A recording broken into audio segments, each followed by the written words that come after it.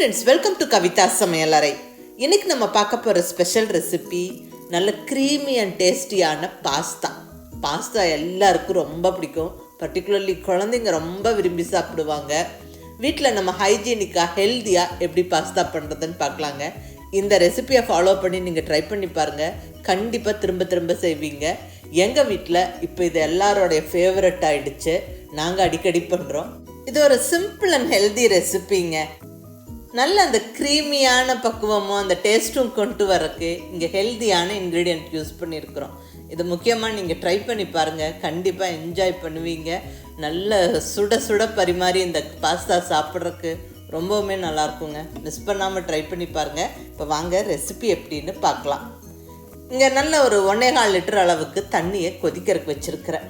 இதை நல்லா இப்படி ரோலிங் பாயில் வர்றப்ப இதில் 1 டீஸ்பூன் அளவுக்கு எண்ணெய் சேர்த்துக்குவோம். குக்கிங் ஆயில் 1 டீஸ்பூன் சேர்த்தாச்சு. இது எதுக்காகனா அந்த பாஸ்தா ஒன்றோட ஒன்று ஒட்டாமல் நல்லா வெந்து வரது. கூடவே 1 டீஸ்பூன் உப்பு சேர்த்தாச்சுங்க. இப்போ நம்ம 1 கப் அளவுக்கு பாஸ்தா சேர்த்துருவோம். நான் இங்கே கோதுமையில் செஞ்ச பாஸ்தா சேர்த்துக்கிறேன். ஒரு தடவை நல்லா கலந்து விட்டுட்டு மூடி வச்சுருவோம். இது நல்ல ஒரு 10-12 நிமிஷம் கொதித்து வெந்து வரட்டும். அந்த பாஸ்தா சாஃப்ட் ஆகணும். இங்கே நான் ஒரு 12 நிமிஷத்துக்கு மேலே நல்லா கொதிக்கிறதுக்கு விட்டுட்டு இப்போ ஓப்பன் பண்ணி பார்க்குறேன். பாருங்கள், பாஸ்தா நல்லா சாஃப்டாக இருக்குது, நல்லா வெந்திருக்கு. இப்படி எடுத்து நம்ம ஸ்பூனில் அழுத்தும் போது ஈஸியாக கட் ஆகுது. ஸோ கரெக்டாக பக்குவமாக வெந்திருக்குங்க. இனி ஸ்டவ் ஆஃப் பண்ணிவிட்டு பாஸ்தா வேக வச்ச தண்ணியை கம்ப்ளீட்டாக வடிச்சிருவோம்.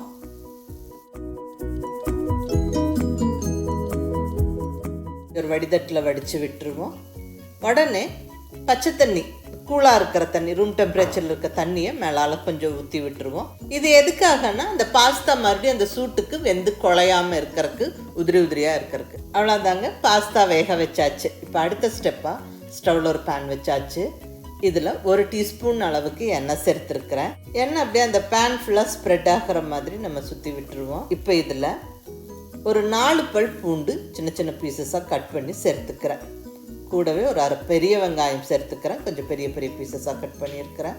அடுத்தது 2 தக்காளியை இந்த மாதிரி கொஞ்சம் பெரிய பெரிய பீசஸாக கட் பண்ணி இதில் அடுக்கி விட்டுருவோம். அடுக்கி விட்டுட்டு உடனே இந்த பாத்திரத்துக்கு மூடியை போட்டு விட்டுருவோம். கீழே ஃப்ரை ஆகும், மேலே ஆவி பிடிச்சி அப்படியே வெந்து வரும். அந்த தக்காளி பூண்டெல்லாம் நல்லா சாஃப்டாக வெந்து வரணும். ஸ்டவ்வை மீடியம் ஃப்ளேமில் வச்சுக்கோங்க.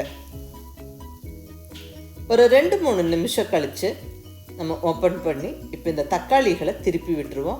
அந்த பூண்டெல்லாம் பாருங்கள் கொஞ்சம் நல்லா ஃப்ரை ஆகிருக்கு. இப்போ இந்த தக்காளியை நம்ம திருப்பி வச்சுருவோம். பாருங்கள், ஒரு சைடு நல்லா வெந்துருச்சு, ஃப்ரை ஆகிடுச்சு. அந்த தக்காளி நல்லா சாஃப்ட் ஆகிட்டு வருது. இப்போ அகைன் மூடி வச்சுருவோம். இன்னும் ஒரு 2-3 நிமிஷம் நல்லா வெந்து வரட்டும். பாருங்கள், அவ்வளோதான். அந்த தக்காளி நல்லா சாஃப்ட் ஆகிடுச்சு, 2 பக்கமும் நல்லா ஃப்ரை ஆகிடுச்சு. இப்போ ஸ்டவ் ஆஃப் பண்ணிவிட்டு இது கொஞ்சம் ஆற விட்டுட்டு இப்போ நல்லா சாஃப்டாக வதங்கி இருக்கிற இந்த தக்காளி, பூண்டு, வெங்காயத்தை நம்ம மிக்ஸி ஜாரில் கம்ப்ளீட்டாக சேர்த்துருவோம்.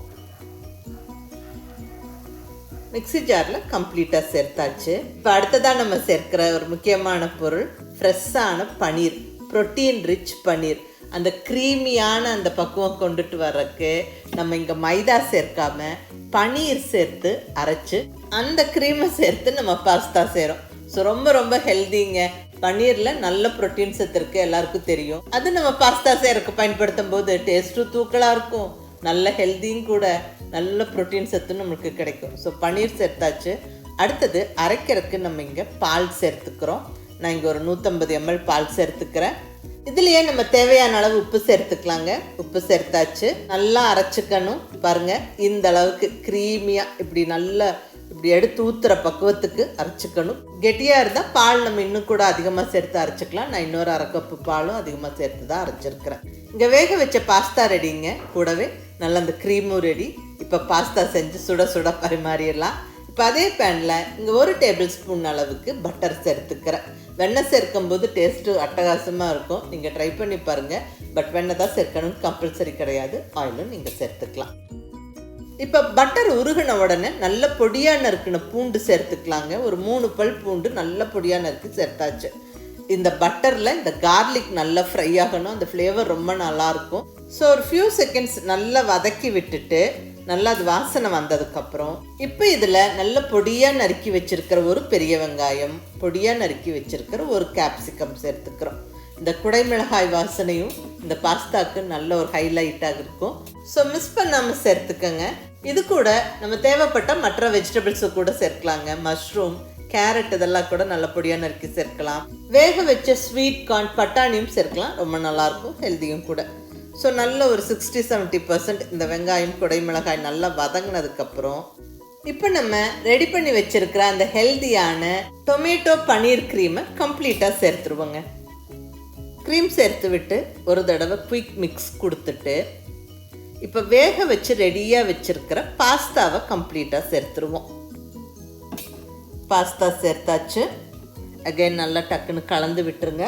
ஸ்டவ் கண்டிப்பாக மீடியம் ஃப்ளேம்லேயே வச்சுக்கோங்க. கலக்கும் போது அந்த க்ரீம் கொஞ்சம் கெட்டியாக தெரிஞ்சால் ஒன்றும் பிரச்சனை இல்லை, இன்னும் கூட கொஞ்சம் பால் சேர்த்து கலந்து விட்டுக்கலாம். ரொம்ப நல்லாயிருக்கும். இப்போ உப்பு செக் பண்ணிவிடுங்க, தேவைப்பட்டால் உப்பு சேர்த்துக்கலாம். இப்போ காரத்துக்கு நல்ல மிளகுத்தூள் சேர்த்துப்போம். பெப்பர் பவுடர், இது நல்ல வாசனையும் டேஸ்ட்டும் கொடுக்கும். தேவையான அளவு மிளகுத்தூள் சேர்த்துட்டு கூடவே நல்ல சில்லி ஃப்ளேக்ஸ் சேர்த்துக்குவாங்க. இது தேவையான அளவு உங்களுடைய காரத்துக்கு தகுந்த மாதிரி இந்த மிளகுத்தூள், சில்லி ஃப்ளேக்ஸ் எல்லாம் அட்ஜஸ்ட் பண்ணிக்கோங்க. அடுத்தது ஆரிகானோ கொஞ்சம் ஸ்ப்ரிங்கிள் பண்ணி விட்டுறலாங்க. இது நல்லா அந்த ரெஸ்டாரண்ட் ஸ்டைல் பாஸ்தா ஃபீல் கொடுக்கும். அந்த வாசனையும் டேஸ்ட்டும் நல்லாயிருக்கும். பட் இது ஆப்ஷனல், இருந்தால் சேர்த்துக்கங்க, இல்லைன்னா ஸ்கிப் பண்ணிக்கலாம். அவ்வளோதான், எல்லாமே சேர்த்தாச்சு. இனி நல்லா அகைன் ஒரு குவிக் மிக்ஸ் கொடுத்துருவோம். அவ்வளோதாங்க, அருமையான சுவையான நல்ல அந்த க்ரீமி டேஸ்டோட பாஸ்தா ஜம்முன்னு ரெடி ஆயிடுச்சு. அதுவும் இது ரொம்ப ஹெல்த்தியானது. நல்ல ஃப்ரெஷ் பன்னீர் சேர்த்து இங்கே பாஸ்தா பண்ணியிருக்கிறோம். ப்ரோட்டீன் ரிச் பன்னீர் நம்ம வீட்லேயும் செஞ்சுக்கலாம், கடையிலேருந்து வாங்கியும் டக்குன்னு இந்த மாதிரி பாஸ்தா ரெடி பண்ணி நம்ம குழந்தைங்களுக்கு பரிமாறிடலாம். செம்ம டேஸ்ட்டாக இருக்குங்க. ஹெல்த்தியாக சமைச்சோம், திருப்தியாக சாப்பிட்டோங்கிற ஃபீல் இருக்கும். க்ரீமி பாஸ்தா கண்டிப்பாக எல்லாருக்குமே ரொம்ப பிடிக்கும். பெரியவங்க குழந்தைங்க எல்லாரும் என்ஜாய் பண்ணி சாப்பிட்ற இந்த க்ரீமி பாஸ்தா இந்த ஸ்டைலில் நீங்கள் ட்ரை பண்ணி பாருங்கள். கண்டிப்பாக திரும்ப திரும்ப செய்வீங்க. ரொம்ப நல்லாயிருக்கும். வீக்கெண்ட்ஸில், ஸ்பெஷல் அக்கேஷன்ஸில், ஈவினிங் ஸ்கூல்லேருந்து வர குழந்தைங்களுக்கு இப்படி நல்ல சூடாக பாஸ்தா செஞ்சு கொடுத்து பாருங்கள். கண்டிப்பாக ஒரு துளி கூட மிச்சம் வைக்காமல் சாப்பிடுவாங்க. நம்மளுக்கும் ஹெல்த்தியாக சமைச்சு கொடுத்தோங்கிற ஃபீல் இருக்கும். ட்ரை பண்ணி பார்த்துட்டு எப்படி இருந்ததுன்னு உங்கள் ஃபீட்பேக் சொல்லுங்கள். பிடிச்சிருந்தா லைக் பண்ணி, ஷேர் பண்ணி, கமெண்ட் பண்ணுங்கள். கவிதா சமையலறை சப்ஸ்கிரைப் பண்ணி என்னுடைய மற்ற ரெசிபிஸும் வீடியோஸும் பாருங்கள். தேங்க்யூ.